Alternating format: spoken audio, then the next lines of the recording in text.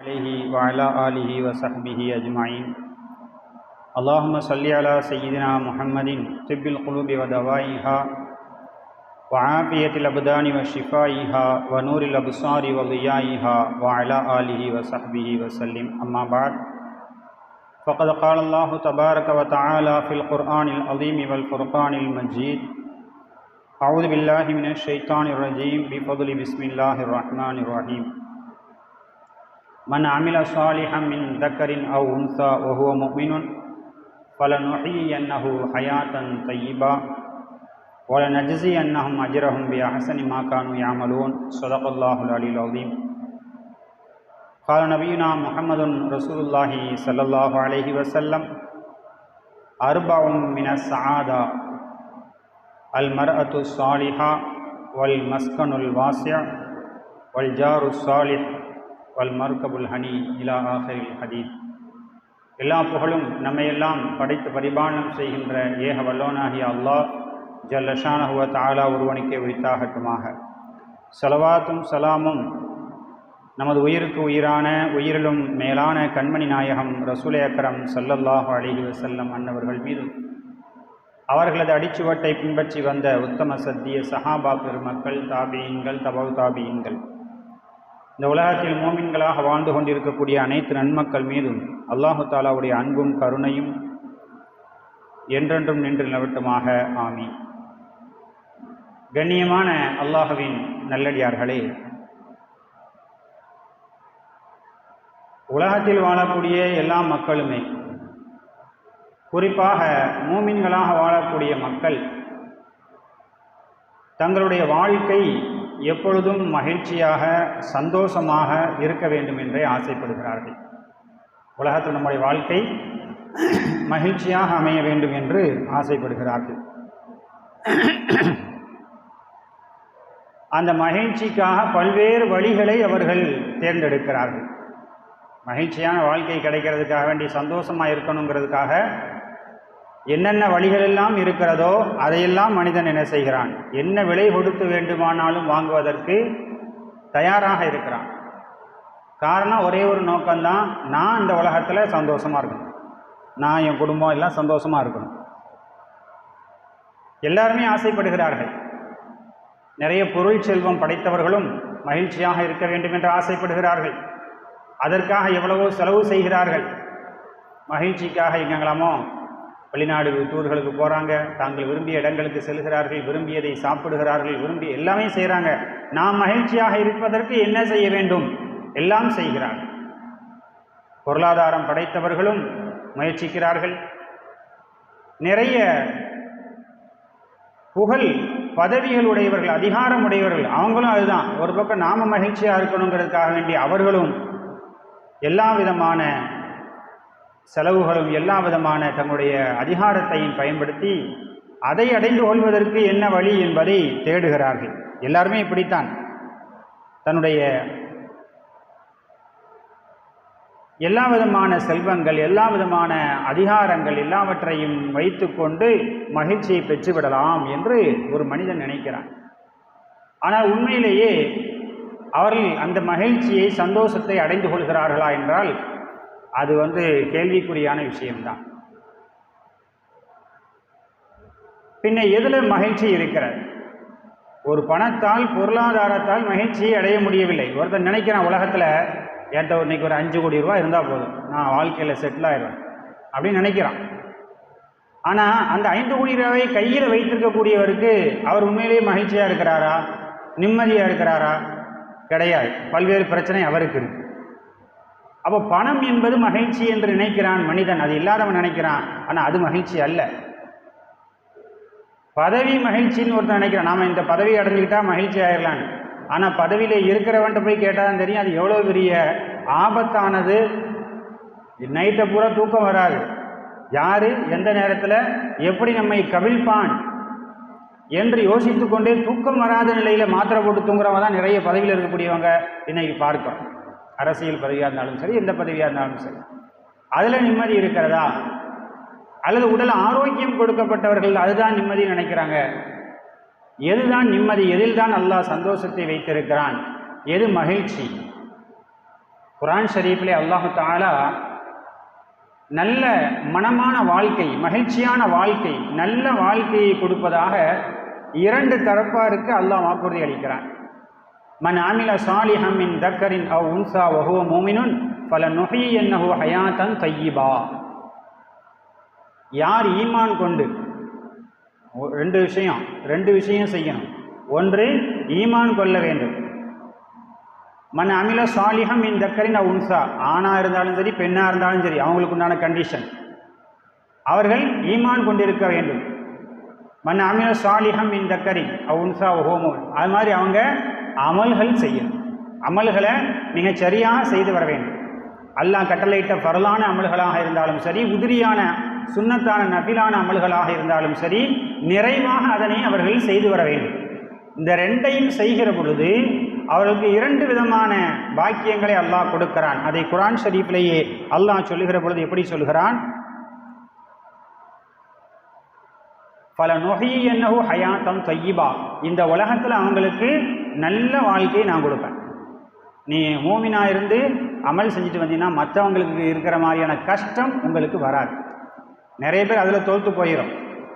நிறைய பேர் மூமினா இருக்கோம், ஈமான் கொண்டுட்டோம், முஸ்லீமாக வாழ்கிறோம், அமல் கிடையாது, எல்லா சங்கடமும் வருது, ஏன் வருதுன்னே தெரியல ஹஜ்ரத் அப்படிங்கிறோம். ஏன் வரலன்னா இதான், உங்கள் அமல்களை சரி செய்ய வேண்டும், உங்கள் அமல்களை மேம்படுத்த வேண்டும். இதெல்லாம் இருந்துச்சுன்னா அல்லாஹ்வே வாக்குறுதி அளிக்கிறான், ஃபலனுஹ்யியன்னஹு ஹயாத்தன் தய்யிபா, நல்ல வாழ்க்கையை உங்களை நாம் அந்த உலகத்திலே வாழச் செய்வோம். இரண்டாவது என்ன கூலி கொடுக்கிறான்? வல நஜ்ஸியன்னஹும் அஜ்ரஹும் பி அஹ்ஸனி மா கானூ யஅமலூன், அதற்கு கூலியாக நாம் என்ன செய்கிறோம்? அவங்களுக்கு கூலி கொடுக்குறோம். நாளை மறுமையிலே அவர்கள் செய்ததற்கு அழகிய கூலியை நாம் கொடுக்கிறோம். மறுமையிலேயும் நல்ல வாழ்க்கை கிடைச்சிருது, இந்த உலகத்திலேயும் நல்ல வாழ்க்கை கிடைத்து விடுகிறது என்று அல்லாஹ் குர்ஆன் ஷரீஃபில் சொல்கிறான். இது ஒரு புறம். இன்னொரு புறம் அன்னலம் கோமான அருமை நாயகம் ஸல்லல்லாஹு அலைஹி வஸல்லம் அவர்கள் சொல்லி காட்டுவார்கள், அர்பஉம் மின ஸஆதா, 4 விஷயங்கள் இருக்கிறது. இந்த உலகத்தில் அந்த 4 விஷயங்கள் கொடுக்கப்பட்டவர்கள் தான் சீதேவிகள், நல்ல வாழ்க்கை வாழக்கூடியவர்கள். அந்த 4 விஷயம் கிடைக்கவில்லை என்று சொன்னால் அவருக்கு உண்மையிலேயே மகிழ்ச்சியான வாழ்க்கை கிடையாது. 4 விஷயம் கிடைச்சிருக்கணும். அந்த 4 விஷயம் யார் கிடைக்கப்பட்டாரோ அவர்தான் உண்மையிலேயே மகிழ்ச்சியான வாழ்வு வாழக்கூடியவர் என்று, இந்த உலகத்திலே வாழக்கூடியவர் என்று நபிகள் நாயகம் ஸல்லல்லாஹு அலைஹி வஸல்லம் அவர்கள் சொல்லி காட்டினார்கள். அது என்ன 4 விஷயங்கள்? அருமையாக சொல்லி காட்டினார்கள். அல் மர்அத்து ஸாலிஹா, முதலாவது விஷயம் நல்ல மனைவி, நல்லொழுக்கமுள்ள மனைவி. நல்ல மனைவினா அழகான மனைவின்னு அர்த்தம் கிடையாது, நல்ல ஒழுக்கமுள்ள மார்க்கப்பட்டுள்ள மனைவி. இந்த மனைவியை கிடைக்கப்பெற்றவருடைய வாழ்க்கை அது மகிழ்ச்சியாக ஆகிறது. யார் சொல்கிறா? நபிகள் நாயகம் ஸல்லல்லாஹு அலைஹி வஸல்லம். வீட்டுக்குள்ளே போனாலே வீட்டுக்குள்ளே போகவா அப்படின்னு யோசிச்சோன்னா வாழ்க்கையினுடைய மகிழ்ச்சியில் ஒரு பகுதியை இழந்துட்டோன்னு அர்த்தம். வாழ்க்கையுடைய மகிழ்ச்சியில் உண்மைதான், நம்ம சிரிக்கிறதுக்காக வேண்டிய சொல்ல, உண்மை அதுதான். பெருமானார் ஸல்லல்லாஹு அலைஹி வஸல்லம் சொல்லக்கூடிய வாழ்வு அதுதான். வீட்டுக்குள்ளே போகும்போதே நீங்கள் மகிழ்ச்சி இல்லை என்று உணர்ந்தால், மகிழ்ச்சியாக வீடு இருக்கணும்னா நீங்கள், அது உங்களுடைய சாய்ஸ் தான். அந்த மணப்பெண்ணை தேர்ந்தெடுக்கிற பொழுது அல்லாஹ் சொல்லிய அந்த வழியில் அல்லாஹ்வுக்கு அஞ்சி பயந்து ஒழுக்கத்தோடு வாழக்கூடிய பெண்மணியை நீங்கள் எடுத்திருந்தால் உங்களுக்கு பெரிய கஷ்டமெல்லாம் இருக்காது, வீட்டுக்குள்ளே போனாலே சந்தோஷம் வரும். அது நல்ல மனைவியா இல்லையா என்பதை தேர்ந்தெடுக்கக்கூடிய ஒரு அறிவையும் வாய்ப்பையும் அல்லாஹ் உங்களுக்கு முதல்ல வழங்குகிறான். அதை தவற விட்டுட்டு நீங்கள் அதுக்கு பிறகு குறைய சொல்வதில் தவறில்லை. நல்ல பணக்கார பெண், நல்ல அழகுள்ள பெண்ணு கட்டிட்டு வந்துடுறீங்க, குணம் இல்லை, மார்க்கம் இல்லை, நல்லொழுக்கம் இல்லை, அவ்வளோதான், வாழ்க்கையே நரகமாகிவிடும், மகிழ்ச்சி போய்விடும். அதான் பெருமானார் ஸல்லல்லாஹு அலைஹி வஸல்லம் அவர்கள் சொல்லி காட்டினார்கள், அல் மர்அத்து ஸாலிஹா. அல்லாஹ் குர்ஆன்ல சொல்வான், வமின் ஆயாத்திஹி அன் ஹலக லக்கும் மின் அன்ஃபுசிக்கும் அஸ்வாஜன் லிதஸ்குனு இலைஹா வஜஅல பைனக்கும் மவத்தத்தன் வரஹ்மா. உங்களுக்கு உண்டான மன அமைதியை, மன நிம்மதியை நான் உங்களுடைய வீடுகளில் வைத்திருக்கிறேன். மன நிம்மதியை வீட்டில் வச்சிருக்கேன்னா அந்த வீட்டில் வசிக்கக்கூடிய உங்கள் மனைவி இடத்துல வைத்திருக்கிறேன், உங்கள் ஜோடி இடத்துல வைத்திருக்கிறேன். மனைவி வீட்டுக்கு வந்தால் கணவனை பார்த்தா மன மகிழ்ச்சி அடையணும், கணவன் வீட்டிற்கு வந்தால் மனைவியை பார்த்தால் மன மகிழ்வு அடைய வேண்டும். 2 பேருக்கும் ஒருவரை பார்க்க ஒருவர் வெறுப்பு ஏற்பட்டு விட்டால் அந்த வாழ்க்கை கசந்து போன வாழ்க்கையாகிவிடும். அதனால தான் பெருமானார் ஸல்லல்லாஹு அலைஹி வஸல்லம் 4 விஷயங்களை சொல்லிட்டு, 4 விஷயம் உங்களுடைய மகிழ்ச்சி, உண்மையான மகிழ்ச்சி அதில் தான் இருக்கிறது. முதலில் அல் மர்அத்து ஸாலிஹா என்று நபிகள் நாயகம் ஸல்லல்லாஹு அலைஹி வஸல்லம் அவர்கள் சொல்லி காட்டினார். மகிழ்ச்சி, ஏன்னா ஷைத்தான் இருக்கிறானே, ஷைத்தான் இப்லீஸ், ஒரு ஹதீஸ் வருகிறது, முஸ்லீம் ஷரீஃப்லேயே வரக்கூடிய ஒரு நீண்ட ஹதீஸ். அதில் ஷைத்தான் இருக்கிறானே, அவன் நீரின் மீது தன்னுடைய அரசாட்சியை அமைத்து கொண்டான். அமைத்து கொண்டு தன்னுடைய பட்டாளங்களை, ஷைத்தானுக்கும் படைப்பட்டாளருக்கு, ஒரு ஆள் இப்லீஸ் அவன் தலைவன், ஆனால் அவனுக்கு நிறைய படைப்பட்டாளம் இருக்கிற, அவன் தன் வேலையை முடிப்பதற்காக அவங்கள பூரா அனுப்புகிறான் உலகம் முழுக்க, போங்க போய் எல்லாத்தையும் எடுத்துட்டு வாங்க. எல்லாரும் செய்யக்கூடிய அந்த மோசமான வேலைகளில் ஷைத்தானுக்கு பிடித்தமான வேலை எது தெரியுமா? 2 மனிதர்களுக்கு மத்தியில் குழப்பத்தை உண்டாக்கி சமுதாயத்தில் குழப்பத்தை உண்டாக்குற தீமை தான் மிக அவனுக்கு பிடித்தமான தீமை. அதை யார் செஞ்சுட்டு வராங்களோ அவங்கள பாராட்டுவான். அப்போ ஒருத்தனா வந்து சொல்லுவானா, நான் இன்னைக்கு இந்த இடத்துக்கு போனேன், இந்த மாதிரி பிரச்சனையை கிளப்புனேன், இந்த மாதிரி ஆயிடுச்சு அப்படின்னு ஒருத்தராக வந்து சொல்லுவானா. அப்போ அவன் முகத்தில் அவ்வளோ சந்தோஷம் இருக்காது. நீ என்ன பெரிய இதை செஞ்ச, அவ்வளோ பெரிய தீமையை நீ செய்து விடவில்லை அப்படின்னு என்ன செய்வானா சொல்லிக்கிட்டே வருவானா. கடைசி ஒருத்தன் வருவான் வந்து, நான் இன்னைக்கு பூமியில் செய்த குழப்பம் என்ன தெரியுமா? நல்லா இருந்த ஒரு கணவன் மனைவிக்கு மத்தியில் ஒரு பிரச்சனையை ஏற்படுத்தி நல்ல சுமூகமாக ஆரம்பித்து 2 பேரும் சிரிச்சுக்கிட்டு தான் பேச ஆரம்பித்தாங்க. இடையில அவங்களுடைய சிந்தனைகளை தூண்டி, ஷைத்தான் எதில் ஓடுறான்? நாடி நரம்புகளில் ஓடக்கூடியவன், இரத்த நாளங்களில் ஓடக்கூடியவன். சிந்தனைகளை மடைமாற்றி இவனை இப்படி பேச வச்சு அவனை அப்படி பேச வச்சு கடைசியில் பார்த்தா கணவனும் மனைவியும் ஒழுங்க ஆரம்பித்த பேச்சு கடைசியில் பிரச்சனை போய் முடிஞ்சிருச்சு. 2 பேருக்கு மத்தியில் கடுமையான சண்டை, கருத்து வேறுபாடு ஏற்பட்டு விட்டது. இந்த வேலையை நான் இன்னைக்கு செஞ்சேன்னு சொல்கிறான் ஒரு இப்லீஸ். உடனே அவன் என்ன செய்யறான்? அவனை கட்டி அணைச்சிக்கிறான். நீ தாண்டா நான் வந்த காரியத்தை, நான் என்னுடைய நோக்கத்தை பூர்த்தி செய்தது நீந்தான் என்று சொல்லி அவனை பாராட்டுகிறான், அவனை கட்டி இணைத்துக் கொள்கிறான். ஏன்னா ஷைத்தானுக்கு இந்த உலகத்திலே மிக பிடித்தமான ஒரு கெடுதி என்னன்னா, ஒரு கணவன் மனைவிக்கு மத்தியில் பிரச்சனையை உண்டாக்குறது தான். இப்போ அந்த பிரச்சனையை எதுலனாலும் என்ன செய்யலாம்? ஸ்பார்க் ஆகி பிரச்சனை வெடிக்கலாம். எதுலனாலும் என்ன செய்யலாம்? ஒரு சிறிய தீப்பொறி மாதிரி ஒன்றுமே இல்லாத விஷயத்தில் ஆரம்பித்து எங்கேயோ போய் முடிந்து விடலாம்.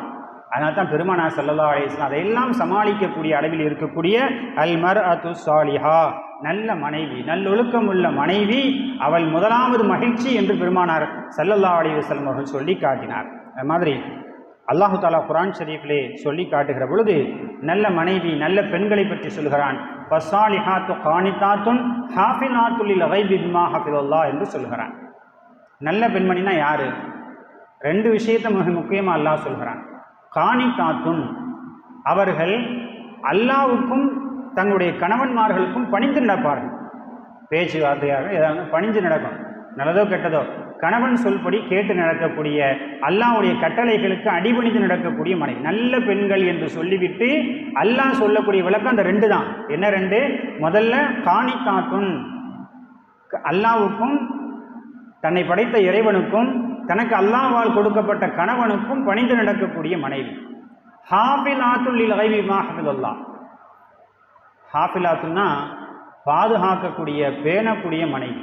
தன் கணவன் இல்லை என்று சொன்னால், ஊரில் இல்லை, வீட்டில் இல்லை என்று சொன்னால், தன்னுடைய கற்பையும் அவனது பொருளாதாரத்தையும் அவனால் கொடுக்கப்பட்ட பிள்ளை செல்வங்களையும் பாதுகாத்து நல்ல முறையில் அதனை அவன் திரும்பி வருகிற பொழுது அவனுக்கு திருப்பி காட்டுகிற மனைவி. பொருளாதாரத்தை நல்ல விதத்தில் கொடுத்துட்டு போயிருந்தான், போயிட்டு வெளிநாட்டுக்கோ வெளியூருக்கோ போயிட்டு வராரு, சீரழித்து வைத்திருந்தால் நல்ல மனைவி கிடையாது. பிள்ளைகளை, நல்ல பிள்ளைகளை பெற்றுக் கொடுத்து விட்டு சென்றிருந்தார், சில வருடங்கள் கழித்து வருகிற பொழுது அவனுக்கு ஊரில் நல்ல பேர் கிடையாது, நல்ல மனைவி அல்ல. தன் கற்பொழுக்கத்தை பாதுகாக்க தவறிவிட்டால் நல்ல மனைவி அல்ல. இந்த 2 விஷயத்தை அல்லாஹ் சொல்றான். கானிதாத்துன் ஹாஃபிலாத்துன், நல்ல பெண்கள் என்று சொன்னால் அவர்கள் பணிந்து நடப்பவர்களாக, பாதுகாக்கக்கூடியவர்களாக இருப்பார்கள் என்று அல்லாஹ் சொல்கிறான். அப்போ அப்படிப்பட்ட நல்லொழுக்கமுள்ள மனைவியாக இருக்கவே கணவன் எடுக்கக்கூடிய முடிவுகள் மிக முக்கியமாக, கணவர் ஒரு நல்ல விஷயத்தில் முடிவெடுக்கிறார்னு சொன்னால் அதற்கு கட்டுப்பட்டு நடக்கக்கூடிய மனைவி, நிறைய விளக்கங்கள் வருகிறது. நல்லொழுக்கம் உள்ள மனைவி என்கிற பொழுது இதெல்லாம் பெண்களுக்கு சொல்ல வேண்டிய விஷயம். நம்ம உங்கள்கிட்ட சொல்கிறோம், நீங்கள் போய் பெண்கள்கிட்ட போய் என்ன செய்யணும்? ஸோ உங்களை சார்ந்து இருக்கக்கூடிய பெண்களுக்கு அதை எடுத்து சொல்ல வேண்டும். 4 விஷயங்களில் தான் இந்த உலகத்தில் மகிழ்ச்சி இருக்கிறது என்று சொன்ன பெருமானார் ஸல்லல்லாஹு அலைஹி வஸல்லம் முதலாக எதை குறிப்பிடுகிறார்கள்? அல் மர்அத்து ஸாலிஹா, நல்லொழுக்கமுள்ள நல்ல மனைவி என்று சொல்லி காட்டுகிறார். ஹஜ்ரத் உமர் இப்னு கத்தாப் ரலியல்லாஹு அன்ஹு அவருடைய காலகட்டத்தில் அவங்க மதீனாவுடைய ஜனாதிபதியாக இருந்தார்கள். அப்போ பல இடங்கள், மதீனான்னு சொன்னால் அதை தலைமையிடமாக கொண்டு பல நாடுகள், பல பகுதிகள் அவர்கள் கீழே இருந்தது. ஒவ்வொரு பகுதிகளுக்கும் கவர்னரை நியமித்திருந்தார்கள். அப்போ ஹிம்ஸ் என்று சொல்லப்படக்கூடிய பகுதிக்கு ஹஜ்ரத் சயீத் இப்னு ஆமிர் ரலியல்லாஹு அன்ஹு என்ற சஹாபியை அவர்கள் கவர்னராக நியமித்திருந்தார். அவங்க அந்த பகுதியை கண்காணித்து கொண்டு வருகிறார்கள். அப்போ மத்தியில் இருந்து, அதாவது உமர் ரலியல்லாஹு இடத்துலேருந்து ஒரு பெரிய குழு ஒன்று வருகிறது. ஆய்வு செய்கிறதுக்காண்டி குழு வச்சுருப்பாங்க. ஒவ்வொரு பகுதியாக போய் என்ன செய்வாங்க, அவர்கள் ஆய்வு செய்வார்கள், உதவித்தொகைகள் கொடுப்பார்கள். இந்த மாதிரி அவர் குழு, அந்த குழு ஹஜ்ரத்து அந்த ஹிம்ஸ் பகுதிக்கு வருகிறார்கள். ஹஜ்ரத் சயீத் இப்னு ஆமிர் ரலியல்லாஹு அவர்களை சந்தித்து அவர்கள் பேசி கொண்டிருக்கிற பொழுது ஒரு பெரிய தொகையை அவரிடத்துல கொடுக்குறாங்க. யார்கிட்ட? கவர்னர்கிட்ட. இது உமர் ரலியல்லாஹு கொடுத்து விட்டாங்க. அதை வாங்கிறதுக்கு முன்னாடி அவர் கடுமையாக சப்தமிட்டு இன்னா லில்லாஹி வ இன்னா இலைஹி ராஜிஊன் அப்படின்னு சொல்கிறார். உடனே வீட்டுக்குள்ளே இருந்த மனைவி பதறி அடிச்சுட்டு வந்து என்னாச்சு? உமர் ரலியல்லாஹு ஆட்கள் வந்தாங்க, நீங்கள் வந்த உடனே இன்னா லில்லாஹி சொல்கிறீங்க, ஒருவேளை உமர் ரலியல்லாஹு எதுவும் வஃபாத் ஆகிட்டாங்களா அப்படின்னு கேட்குறான். உமர் ரலியல்லாஹு வஃபாத்தான செய்தி எதுவும் கொண்டு வந்தார்களா? இல்லை. சரி, ஏதாவது படை நம் மீது படையெடுத்து வந்திருக்கிறதா? ஏதாவது கூட்டத்தினர்கள் படையெடுத்து வந்து விட்டார்களா? அதுவும் கிடையாது. அப்புறம் எதுக்கு இவ்வளோ அதிர்ச்சி அடைகிறீங்க என்று அவர்களுடைய மனைவி இடத்துல கேட்ட பொழுது அவங்க சொன்னாங்க, இந்த பாரு, இந்த பணத்தை உமர் ரலியல்லாஹு கொடுத்துட்டு இருக்கிறார். ஏன் கொடுத்து விட்டாங்க தெரியுமா? அது ஒரு தனி வரலாறு. இந்த வந்திருக்கக்கூடிய குழு இருக்கிறார்களே, இவங்க இதுக்கு முன்னாடியே வர்றாங்க, வந்து ஊரில் இருக்கக்கூடிய ஏழைகள் யார் என்று கணக்கெடுத்து ஜனாதிபதியிட்ட கொண்டு போய் கொடுப்பாங்க. இந்த பகுதியில் இவ்வளோ பேர் மக்கள் கஷ்டப்படுறாங்க. அப்போ அவங்க ஜக்காத் தொழுகையெல்லாம் வசூலிக்கிற பொழுது அவங்களுக்கு கொடுப்பாங்க. ஒரு நிரப்பமான அற்புதமான இஸ்லாமிய அரசாட்சி வாழ்வியல் அங்கே நடந்தது உமர் ரலியல்லாஹுடைய காலகட்டத்தில். கணக்கெடுக்கிறதுக்காக வந்தவங்க, அவங்க போன தடவை கணக்கெடுக்கிறதுக்காக வந்தபோது இங்குள்ள ஏழைகளுடைய பட்டியலில் எடுத்துகிட்டு போய் உமர் ரலியல்லாஹுடைய இடத்துல காட்டுறாங்க. உமர் எல்லாம் பார்க்குறாங்க, ஏழைகள்லேயே முதல்ல யார், ரெண்டாவது அப்படி வரிசையை பார்க்க முதல் பேர் சயீத் என்ற பெயர் இருக்கிறார். யார் இந்த சயீது? அவர் தான் கவர்னர். அவர் தான் யார்? அந்த பகுதியை ஆட்சி செஞ்சிருக்கக்கூடிய கவர்னர். அவரே ஏழையாக தான் இருக்கிறார். அவர் வசிப்பது கூட சொந்த வீடு கிடையாது, அவருக்கு வாடகை வீட்டில் வசிக்கிறார். வாடகை கொடுத்து இருக்கிறாரு. அவர் சாப்பாட்டுக்கே கஷ்டப்படக்கூடியவர். அவர் தான் ஏழைகளில் முதல் ஆளாக இருக்கிறாரு. இந்த பட்டியலை யார்கிட்ட கொடுக்குறாங்க? உமர் ரலியல்லாஹு கொடுக்குறாங்க. உடனே உமர் ரலியல்லாஹு அவர்கள் எல்லோருக்கும் உதவி தொகைகளை கொடுத்து விடுகிற பொழுது முதல் ஆளாக இவருக்கு கொடுங்கன்னு சொல்லி கொடுத்து விடுறாங்க. அந்த பணம் கைக்கு வருகிற பொழுது தான் இன்னா லில்லாஹி வ இன்னா இலைஹி ராஜிஊன் சொல்கிறாங்க. எனக்கு இது தேவையில்லை, நான் மக்களை ஆட்சி செய்யக்கூடியவன், நான் இப்படி பணத்தை பெறுகிறேன் என்றால் அது பல்வேறு விதங்களில் கெட்ட பேரை ஏற்படுத்தும். அவருக்கு காசு வருது, அதனால் அவர் நல்லா இருக்கிறாரு எல்லாம் சொல்லுவாங்க. இன்னைக்கு ஒரு பதவியில் இருக்கக்கூடிய இடத்துல காசு இருந்தால் பல்வேறு விதமாக திரித்து சொல்லக்கூடிய மக்கள் இன்றைக்கி நிறைய இருக்கு. அப்போ அந்த காலத்தில் அது இருந்தார்கள். அதனால் எனக்கு அந்த பணம் வேண்டாம். அப்போ அவங்க என்ன சொன்னாங்கன்னா, மனைவி அழைத்தார்கள். மனைவி இடத்துல மஷூரா செய்கிறாங்க. நான் ஏன் சொல்கிறேன் என்று சொன்னால், கணவன் எடுக்கக்கூடிய முடிவுகளுக்கு ஒத்துழைக்கிற மனைவி இருக்கணும். மனைவி அழைத்தார்கள். மனைவிட்ட சொன்னாங்க, இந்த மாதிரி உமர் ரலியல்லாஹு அன்ஹு கொடுத்து விட்டுருக்குறாங்க, நான் இதை ஏழை மக்களுக்கு என்ன செய்கிறேன், கொடுத்து விடலாம் என்று நினைக்கிறேன். தாராளமாக கொடுங்க. உங்களோட ஒரு ஆர்டர் சொன்னால் கொஞ்சம் நமக்கு ஏதாச்சும் எடுத்துக்கலாமே அப்படிங்கிற மாதிரி சொன்ன பொழுது கூட அல்லாஹ் நம்முடைய தேவைகளை பூர்த்தி செய்து கொள்வான் என்று சொன்னார். ஆனால் மனைவி அது பெரும் தொகை வேண்டாம், நீங்கள் ஒரு முடிவெடுத்து விட்டால் அந்த முடிவுக்கு நான் கட்டுப்படுகிறேன் என்று சொல்லி அதனை தன் கணவனுக்கு தர்மம் செய்வதற்கு அனுமதி வழங்குகிறார்கள். அதை அனுமதி வழங்கினார்கள் என்று பார்க்கிறோம். உண்மை அதுதான். ஒரு அமல் செய்கிறதுக்கு மனைவியுடைய அனுமதி இல்லாமல் அமல் செய்யும். காலையில் மனைவி எழுப்பி விடணும். மனைவியுடைய துணை இல்லாமல் ஒரு கணவரால் அமலில் முழுமை பெற்றுவிட முடியாது. நான் ஜக்காத்து கொடுக்க போகிறேன், சதக்கா செய்ய போகிறேன் என்று சொல்கிற பொழுது ஏன் இவ்வளவு பணத்தை வாரி அள்ளுகிறீர்கள் என்று கேட்கிற மனைவியாக இருக்கக்கூடாது. தாராளமாக இதை செய்யுங்க, செய்யும் பொழுதுதான் நமக்கு நன்மைகள் கிடைக்கும் என்று ஊக்கப்படுத்தக்கூடிய மனைவியாக இருந்தால்தான் அது மர்அத்து ஸாலிஹா. நமக்கெல்லாம் தெரிந்த சம்பவம் தான். பெருமானார் ஸல்லல்லாஹு அலைஹி வஸல்லம் அவர்கள் லன் தனாலுல் பிர்ர ஹத்தா துன்ஃபிகு மிம்மா துஹிப்பூன் என்று ஒரு வசனம் இறங்குகிறார். யார் தங்களுக்கு பிடித்தமான பொருளை அவர்கள் தான தர்மம் செய்கிறார்களோ அப்பொழுதுதான் அவர்கள் முழுமையான நன்மையை அடைந்து கொள்ள முடியும் என்று அல்லாஹ் சொல்லக்கூடிய ஒரு வசனம். ஹசரத்து அபூ தல்ஹா ரலியல்லாஹு அன்ஹு பெரிய வசதியான சஹாபி. அவருக்கு பல வீடுகள் பல தோட்டங்கள் இருந்தது. குறிப்பாக அவருக்கு பைருஹா என்று ஒரு தோட்டம் இருந்தது. அது மதீனாவில் இருக்கக்கூடிய மஸ்ஜித் நபவிக்கு எதிராலே இருந்தது. அது ரொம்ப ரம்மியமான தோட்டம். இருக்கிற தோட்டங்களே ரொம்ப அழகானது, அவருக்கு மிக பிடித்தமானது. இப்போ ஸல்லல்லாஹு அலைஹி வஸல்லம் அடிக்கடி அங்கே போய் என்ன செய்வாங்க, அங்குள்ள மதுரமான நீரை அருந்துவார்கள், கொஞ்சம் நேரம் ஓய்வு எடுப்பார்கள், எல்லாம் செய்வார்கள். அந்த அளவுக்கு உண்டான ஒரு தோட்டம். அப்போ இந்த ஆயத்தை அல்லாஹ் இறக்குகிறான், நீங்கள் உங்களுக்கு பிடிச்சமானது ஏதோ அதை தர்மம் செய்யுங்க. அப்படி தர்மம் செய்கிற பொழுது பெரும் நன்மை அடையலாம் என்று அல்லாஹ் சொன்ன பொழுது இந்த சஹாபி என்ன செஞ்சாங்க, ரசூலுல்லாஹ் யார் ரசூலல்லாஹ், என்னுடைய அந்த பைருஹா இந்த தோட்டம் தான் என்னுடைய சொத்துக்களிலே எனக்கு மிக பிடித்தமானது, அதனால் அதை நீங்கள் மக்களுக்கு கொடுத்துருங்க. இப்போ ரசூலுல்லாஹ் சொன்னாங்க, உங்கள் சொந்தக்காரங்க கூட எல்லாருக்கும் நீங்கள் தானம் வழங்குறீங்க, தானம் வழங்குவதில் நீங்கள் முதல்ல கவனம் செலுத்த வேண்டியது யாருக்கு? சொந்தக்காரங்க. சொந்தக்காரனை விட்டு நீங்கள் வெளியே எங்கேயோ போய் சேர்ந்து பேருக்கும் பெருமைக்கும் ஆகிடும். நிறைய பேர் அப்படி தான் செய்கிறாங்க. உறவினர்கள் கஷ்டப்பட்டு கொண்டிருப்பார்கள். ஜக்காத்து சதக்காக்கள் பெறுவதற்கு முதல் தகுதி உடையவராக அவர் தான் இருப்பார் உறவினர். ஆனால் அவரை விட்டுட்டு என்ன செய்வாங்க, எங்கேயோ வெளியூருக்கு நான் அனுப்பிச்சி விட்றேன், மணி ஆர்டரில் நான் 1000 ரூபா அனுப்பி விட்டேன், மணி ஆர்டரில் நான் 10,000 அனுப்பி விட்டேன், ஜக்காத்தை நான் அந்த இதுக்கு கொடுத்தேன், இந்த இதுக்கு கொடுத்தேன். தேவையே இல்லை. உங்களை சுற்றி இருக்கக்கூடிய உறவினர்கள், சொந்த பந்துக்கள், அண்டை வீட்டார்கள், அவர்கள் முதல் நீங்கள் உதவி செய்வதற்கு தகுதியானவர்கள். இப்போ ரசூலுல்லாஹ் சொன்னாங்க, நீங்கள் இந்த தோட்டத்தை நீங்கள் எழுதி வைக்கிறீர்களுடைய பங்குகளை நீங்கள் உங்கள் உறவினர்களுக்கே கொடுத்து விடுங்கள் என்று ஸல்லல்லாஹு அலைஹி வஸல்லம் சொன்னாங்க. உடனே சரின்னு சொல்லிட்டு இவங்க நேராக அதை அறிவிப்பதற்காக வீட்டுக்கு வராங்க. அதுதான் இங்கே விஷயம். நேராக உள்ளே வீட்டிற்குள்ளே வருகிறார்கள். அவருடைய வீட்டினுடைய ஒரு வீடு எங்கே வச்சுருந்தாருன்னு சொன்னால் அந்த பைருஹா தோட்டத்துக்குள்ளே வச்சுருந்தாங்க. ஏன்னா அது ரொம்ப ரம்மியமான தோட்டங்கிறதுனால நம்மள்கிட்டே நிறைய தோட்டம் இருக்குது, நாம் ஒரு சின்ன ஒரு குழியில் போட்டு என்ன செய்வோம், நமக்கு பிடிச்ச தோட்டத்தில் இருப்போம் அல்லவா, அப்படித்தானே. அது மாதிரி அவர்கள் அந்த பைருஹா தோட்டத்தின் ஒரு பகுதியில் தன் மனைவி பிள்ளைகளை வைத்து வாழ்ந்து கொண்டிருக்கிறார்கள். தொழுகைக்கும் பக்கத்தில் வாழ்ந்துருவாங்க.